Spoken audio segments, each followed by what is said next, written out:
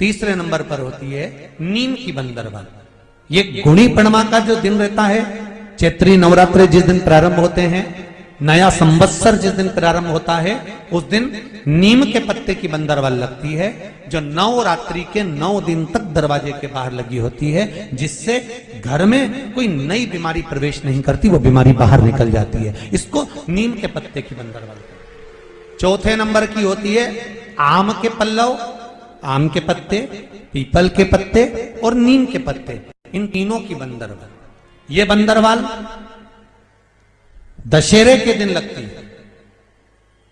दसवीं तिथि को लगकर एकादशी द्वादशी तक लगी रहती है और त्रयोदशी के दिन इसको निकालकर विसर्जन कर दिया जाता है। ये जिस घर में लोग चिड़चिड़ प्रवृत्ति करते हो, क्रोध उत्पन्न होता हो, घर में सामंजस्य नहीं बन रहा हो, आपस में क्लेश बढ़ रहा हो, कोई किसी की नहीं सुनता हो, तब ये आम के पत्ते की, पीपल की और नीम के पत्ते की पल्लव बंदरवाल लगाई जाती है। ये दशहरे के दिन, दसवीं के दिन लगती है।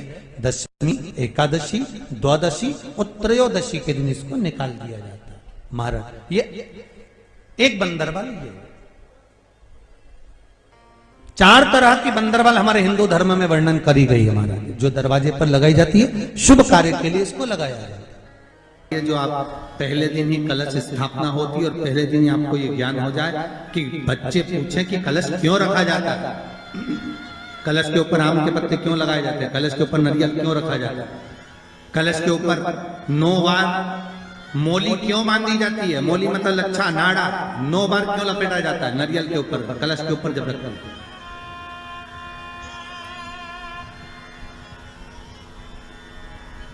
कलश के ऊपर जब जब श्रीफल रखाता है, नारियल रखाता है, तो उस पर 5 बार 7 बार मोली नहीं लपेटी जाएगी, तो 9 ही बार लपेटी जाएगी। 5 या 7 बार लपेटते हैं तो कहते हैं कि लक्ष्मी की छिन्नता होती है, और वो 9 बार लपेटी जाती है तो भरपूर लक्ष्मी का भंडार भरती है। क्यों क्यों कहते हैं?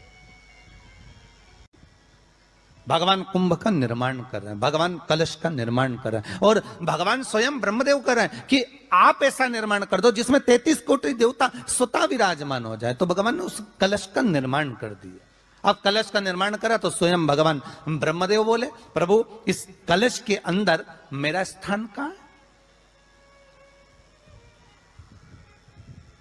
मेरा स्थान कहां है?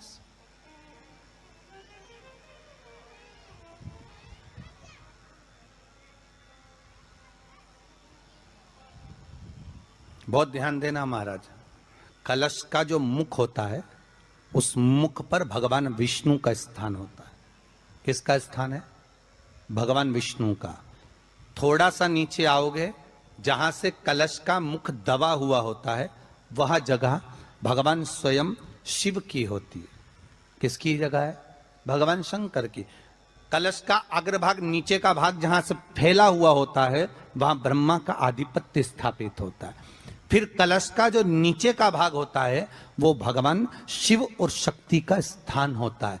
कलश के बाहरी भाग में, जहां पर बाहर का हिस्सा होता है, उस कलश के बाहरी भाग में 33 कोटि देवताओं को भगवान शंकर ने लाकर विराजमान किया होता है। महाराज भगवान शंकर 33 कोटि देवताओं को निमंत्रण देकर उस कलश में विराजमान कर दिया। कितना सुंदर लिखा है देवी भागवत के अंदर कि जहां कलश की स्थापना होती है, उस जगह पर किसी देवताओं को बुलाने की जरूरत नहीं होती। 33 कोटि देवता उस जगह पर स्वतः विराजमान हो जाते हैं। स्वयं 33 कोटि देवता स्वयं वहां विराजमान। नवरात्रे एकम से प्रारंभ नहीं होते, अरे अमावस्या की रात्रि से प्रारंभ हो जाते हैं, इसलिए उसको कहते हैं नवरात्रे। क्योंकि नवमी के दिन माता जी का विसर्जन हो जाता है, जवारों का विसर्जन हो जाता है। व्रत करने वाले कन्या पूजन, भोजन, भंडारा कराकर विराम दे देते हैं। तो नवमी की रात्रि उसमें नहीं जुड़ा पाती। उसमें रात्रि अगर जुड़ती है तो ये अमावस्या की रात्रि से जुड़ना प्रारंभ होता है, तब जाकर वो नवरात्रि पूर्ण हो पाती है। पितृलोक में पितृ जैसे निवास होकर भी इंतजार करते हैं। 4 नवरात्र हैं तो 4 ही श्राद्ध हैं। आज मौनी अमावस्या है, श्राद्ध का विराम हो जाता है और कथा अर्थात नवरात्र प्रारंभ हो जाते हैं दूसरे दिन। तो यहाँ शास्त्र कह रहा है जैसे हमें प्रतीक्षा रहती है कोई अच्छे कार्य की, कि घर में कोई शुभ कार्य हो, घर में कोई अच्छा आयोजन हो तो अपने को आनंद होगा, प्रसन्नता होगी। उसी तरह हमारे जो पूर्वज चले गए, जो पूर्वज चाहे वो अधोगति में गए हों, चाहे वो देवगति में गए हों, चाहे वो पितृलोक में निवास कर रहे हों, तो जितने भी पितृलोक में निवास करने वाले पूर्वज होते हैं वो भी ये विचार करते हैं कि हमारे घर के वंश द्वारा, हमारे वंशजों द्वारा कोई ऐसा सत्कर्म हो जिससे हमारे जीवन की वितृप्ति हो और हमें आनंद की अनुभूति हो। और ध्यान दीजिएगा महाराज, आपको चैत्री नवरात्र का स्मरण होगा, आपको शरदीय नवरात्र का स्मरण होगा, पर जो आषाढ़ में और माघ में जो नवरात्रे पढ़ते हैं इसका एक आनंद ही दूसरा रहता है। बस इतना जरूर होता है कि दुनिया के लोग वो जो 2 नवरात्रे होते हैं उसमें कलश की स्थापना भी करते हैं, देवी का पूजन भी करते हैं, अर्चना भी करते हैं, मंदिरों में भीड़ भी रहती है और खूब प्रेम से माता का जगराता वगैरह सब होता है। पर ये जो नवरात्रे हैं 2 गुप्त नवरात्रे, इनका लोगों को स्मरण नहीं था। वो तो धीरे धीरे ये टीवी चैनल के माध्यम से कथाकारों ने, वक्ताओं ने स्मरण कराना जब चालू करा, धीरे धीरे बताना, मार्गदर्शन करना जब चालू करा, तब लोगों को ज्ञात होता गया कि कोई गुप्त नवरात्रा भी होता है, उसमें भी देवी की आराधना होती है। ये 4 नवरात्रे अलग अलग अवस्था के हैं, अलग अलग सुख के हैं और अलग अलग आनंद के। आपके घर में पितृदोष है, आपको ऐसा महसूस होता है, तो किसी भी नवरात्रि के पहले जो अमावस्या पड़ती है, जिस दिन अमावस्या रहे उस दिन चावल की कटोरी में एक कपूर का टुकड़ा रख दीजिए, छोटा सा, और कपूर का टुकड़ा रखकर उस कपूर को दरवाजे के बाहर कटोरी में ही, चावल रखी हुई कटोरी में ही उसको पितरों का स्मरण कर कर जला दीजिए।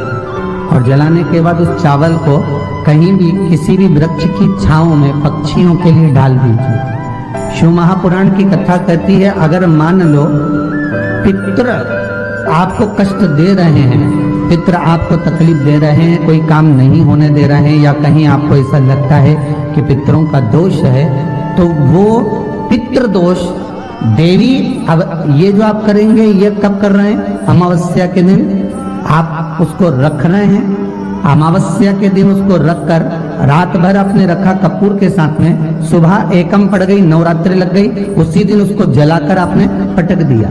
अर्थात उससे देवी और पितृ इन दोनों का आशीर्वाद जो प्राप्त होता है, तो घर में से पितृदोष समाप्त होकर लक्ष्मी की वृद्धि प्रारंभ हो जाती है, कार्य में सिद्धता आ जाती है। और नवरात्रि में भी देवी की आराधना का एक स्मरण का सुख है महाराज। ज्योत का विधान है, नवरात्रि में देवी की ज्योत लगती है, अखंड ज्योति लगती है, जवारे बुआए जाते हैं, कलश लगता है। ज्योत का भी विधान है, जिसके यहाँ दिया अखंड जलाया जाता है, अगर वो दिए की लो, दिए की बाती अगर दक्षिण दिशा की होती है तो उसके घर में साल भर में एक घात जरूर होती है। जो दिया अखंड जलता है उसकी बाती का मुख दक्षिण का नहीं होना चाहिए। अगर आपने देवी भागवत का स्मरण करा हो, देवी भागवत को अगर सुना हो, तो देवी भागवत में स्पष्ट किया गया कि पूर्व की ओर मुख करा हुआ दिया, अर्थात पूर्व की ओर ज्योत जो जलाई जाती है वो संपदा की वृद्धि करती है।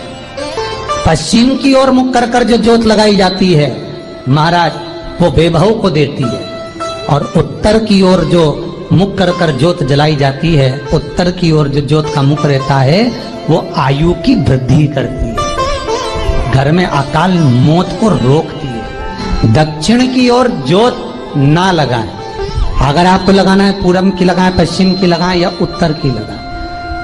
और जितने दिन महारानी जगदम्बा जगतधात्री दुर्गा भवानी चैत्र नवरात्रि में, शरदीय नवरात्रि में, आषाढ़ी नवरात्रि में आधिकाधिक पौष नवरात्रि में हम जगत जननी जगदम्बा की जब स्थापना करते हैं, या हम नूतन घर का प्रवेश करते हैं, या गणेश जी की स्थापना करते हैं, या कोई दुकान को प्रवेश करते हैं, या कोई शुभ कार्य करने के लिए अग्रण्य होते हैं, तो हम कलश की स्थापना क्यों करते? कलश के अंदर आखिर ऐसा क्या विराजमान है कि 33 कोटि देवता उस कलश के अंदर आकर बैठ जाते हैं? आप कोई यज्ञ करने जा रहे हो, आप कोई पोथी पुराण करने जा रहे हो, आप कोई अच्छा कार्य करने जा रहे हो, तो ब्राह्मण देवता कह देते कलश की स्थापना होगी, कलश की शोभा यात्रा निकलेगी, कलश यात्रा निकलेगी, कलश विराजमान होगा। उस कुंभ की उस घड़े की महत्वता कहां से प्रकट हो गई? शिव महापुराण की कथा कहती है महाराज, भगवान ओघड़दानी शंकर स्वयं आद्य शक्ति जगदम्बा से कहते हैं कि जगदम्बा तू क्या चाहती है बोल। तो जगत जननी जगदम्बा कहती है कि जहां मैं हूं वहां शंकर है, ये आपने कह दिया, पर जहां शंकर है वहां पार्वती का होना जरूरी है। उसके लिए सिद्ध करने के लिए एक स्थान ऐसा बनाया जाए जहां पर शंकर विराजमान है और शंकर के साथ पार्वती विराजमान है। तो शिव जी ने कहा पार्वती उसके लिए मैं तुझे एक सुंदर कलश का निर्माण कर देता हूं। अष्टमी के दिन कन्याओं का भोजन कराओ या नवमी के दिन कन्याओं का भोजन कराओ, पर देवी भागवत तो कहती है, देवी भागवत तो वर्णन करती है कि पहले नवरात्रि से लेकर नवमी तिथि तक जितने दिन देवी के होते हैं, प्रत्येक दिन में आप किसी भी दिन कन्याओं का भोजन करा सकते हो, पहली रात्रि से लेकर, पहला दिन से लेकर।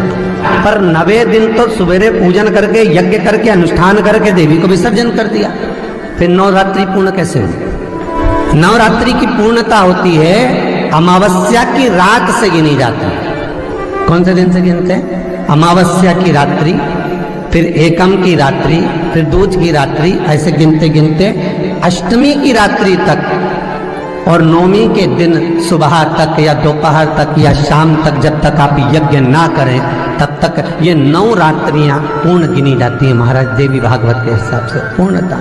अब हमने कन्या भोजन का जो क्रम बनाया, अष्टमी के दिन करा देंगे, नवमी के दिन करा देंगे, इस तिथि को करा देंगे, पर भाव देखिए, शास्त्र कहता है भूखे को भोजन जब कराइए जब उसको भूख लगी हो, और ऐसों को कराइए जिसको जरूरत पड़ रही है।